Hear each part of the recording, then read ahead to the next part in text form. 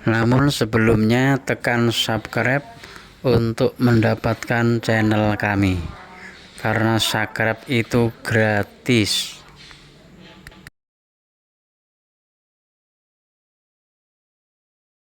Assalamualaikum warahmatullahi wabarakatuh.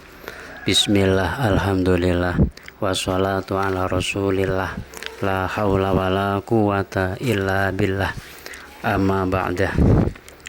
Pemirsa rahimakumullah, kali ini dengan judul memahami alam kubur. Dalam kehidupan manusia akan mengalami 5 fase, 5 tahap alam, yaitu pertama alam arwah, yang kedua alam rahim, yang ketiga alam dunia, yang keempat alam kubur, dan yang terakhir akhirat. Dan semua alam harus dilalui, tidak bisa tidak. Dan kali ini bahasannya adalah memahami alam kubur. Alam kubur adalah alam pembatas atau alam perantara antara dunia dan akhirat, atau disebut alam barzah, yang artinya pembatas atau perantara atau sekat antara dunia dan akhirat. Jadi alam kubur adalah alam transisi setelah kematian hingga sampai datangnya hari kiamat kelak, tempat persinggahan sementara.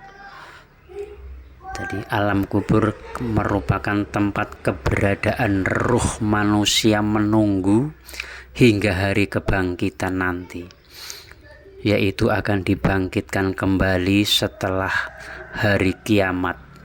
Jadi orang setelah mati, di hadapan mereka ada dinding atau barzah yang tidak bisa dilampaui masing-masing. Siapapun pasti akan masuk alam kubur, tidak bisa tidak, sampai mereka dibangkitkan kembali di hari kiamat. Seperti tersebut dalam Al-Quran surat Ar-Rahman ayat 20. A'udzubillahi minasyaitonirrajim. Bismillahirrahmanirrahim. Bainahuma barzakhul la yabghiyan, yang artinya di antara keduanya ada pembatas yang tidak bisa dilampaui oleh masing-masing. Jadi alam kubur atau alam barzah adalah kehidupan antara kematian dan kebangkitan. Dan alam kubur menjadi tempat tinggal mereka yang telah meninggal, mulai zaman Nabi Adam sampai datangnya hari kiamat kelak. Di alam kubur manusia akan merasakan nikmat atau siksa sesuai dengan amalnya di dunia. Jika beriman dan bertakwa akan mendapat kenikmatan kubur. Sebaliknya orang kafir, orang yang banyak dosa, akan mengalami siksa kubur yang maha dahsyat. Alam kubur benar-benar merupakan alam pembeda mana yang baik dan mana yang buruk. Tidak ada manipulasi, tidak ada penipuan sedikit pun. Walaupun manusia kadang-kadang ingin lari dari siksa kubur, tapi tidak akan mampu, tidak akan bisa. Malam pertama di dalam kubur bagi orang yang kafir dan pendosa akan mengalami siksa yang sangat dahsyat, sehingga mereka memohon untuk dikembalikan ke dunia. Maka untuk memperbanyak beramal, untuk menebus kesalahannya, beramal yang saleh, meninggalkan kekafiran atau keburukan-keburukan yang telah lalu. Tapi itu hanya angan-angan yang tak mungkin terwujud. Tersebut dalam surat Al-Mu'minun ayat 99. A'udzubillahi minasyaitonirrajim. Bismillahirrahmanirrahim. Hatta idza jaa ahadahumul mautu qala rabbirji'un, yang artinya demikianlah keadaan orang-orang kafir itu hingga apabila datang kematian kepada seseorang dari mereka, dia berkata, ya Tuhanku, kembalikanlah aku ke dunia. La'ali a'malu sholihan fima taraktu kullan innaha kalimatun huwa qailuha wa min waraihim barzakhun ila yaumi yub'atsun. Agar aku dapat berbuat kebajikan yang telah aku tinggalkan, sekali-kali tidak, sungguh itu adalah dalih yang diucapkannya saja, dan di hadapan mereka ada barzah, ada batas sampai pada hari mereka dibangkitkan. Demikianlah keadaan orang-orang yang tidak beriman itu hingga apabila datang kematian mereka menyesali amal mereka dan ingin kembali ke dunia. Akan tetapi itu adalah sia-sia, semua sudah terlambat. Yang ada hanyalah penyesalan yang tiada akhir dan mendapatkan siksa Allah. Na'udzubillah min dzalik. Sedangkan masa di alam kubur bisa lebih panjang daripada di dunia. Ada pendapat mengatakan 1 hari di dalam kubur sama dengan 1000 tahun di dunia. Dan pintu utama alam barzah adalah kematian manusia. Jadi pintu utama memasuki alam kubur adalah kematian, yakni dikeluarkan ruh dari jasad, kemudian memasuki alam kubur. Saat dicabut malaikat Israel dan ruh sampai di kerongkongan, sampai di tenggorokan, maka si hamba akan tahu di mana tempatnya kelak. Dia mengerti, dia tahu para malaikat yang hadir di sekelilingnya. Dia tahu tempatnya kelak di surga atau neraka, mendapatkan kenikmatan atau mendapatkan siksa. Kalau baik, surga tempatnya; sebaliknya kalau buruk, neraka tempatnya. Tersebut dalam Al-Quran. Falaula idza balaghatil hulqum wa antum hina idzin tandurun, yang artinya kenapa tidak ketika nyawa sampai di tenggorokan dan kalian saat itu melihat nanti bagaimana, melihat para malaikat, melihat alam gaib dan seterusnya.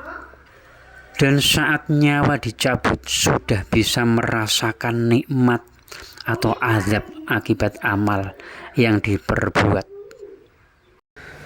Adapun yang dialami orang yang akan mati berbeda-beda yang dirasakan, karena sesuai dengan amalnya masing-masing di dunia. Jika orangnya saleh, orang yang beriman, ruhnya akan berbau harum dan keluar dari tubuh sangat mudah, bagai air yang mengalir dari ceret. Sedangkan orang yang kafir sangat sulit, seakan enggan keluar dari tubuhnya, sehingga tubuhnya dipukuli para malaikat agar mau keluar, dipaksa keluar, sehingga dengan jalan yang keras bagaikan kain basah dicabut dari duri. Sungguh merupakan azab yang sangat menyakitkan. Bagi orang mukmin di dalam kubur ditemani orang yang baik rupa, itu adalah perwujudan dari amalnya yang baik di dunia, dan mendapatkan nikmat kubur diantaranya: pertama, dilapangkan kuburnya sejauh mata memandang. Kedua, kuburnya diberi cahaya sehingga terang, tidak gelap gulita. Yang ketiga, di antaranya nikmat kubur, dibukakan pintu surga serta diberi wangi-wangian, pakaian dan perhiasan yang indah dari surga. Yang keempat, di antara nikmat kubur, tempat kuburnya menjadi taman dari taman surga dan mendapat rahmat Allah sehingga beristirahatannya bagai pengantin baru. Itulah nikmat yang dirasakan setelah mati dengan membawa amal yang baik, membawa amal yang saleh. Sebaliknya, orang kafir, orang yang penuh dengan dosa dan tidak bertaubat, jika akan mati, ruhnya akan berbau busuk, dan setelah dicabut, dibawa malaikat ke atas, baru memasuki langit dunia. Langit yang pertama, para malaikat semua melaknat, tidak membukakan pintu untuknya, sehingga tidak bisa naik. Kemudian Allah menyuruh agar namanya ditulis fi sijjin. Setelah itu dikembalikan, dilempar ke dunia. Seperti tersebut dalam Al-Quran, dalam surat Al-Hajj ayat 31. A'udzu billahi minasyaitonir rajim. Bismillahirrahmanirrahim. Wa may yusyrik billahi faka'annama kharra minas sama'i fatakhtafuhu at-tayru aw tahwi bihi ar-rihu fi maqamin sahiq. Yang artinya, barang siapa yang berbuat syirik kepada Allah, maka seolah-olah ia telah terjatuh dari langit lalu disambar oleh burung atau diterbangkan oleh angin ke tempat yang jauh.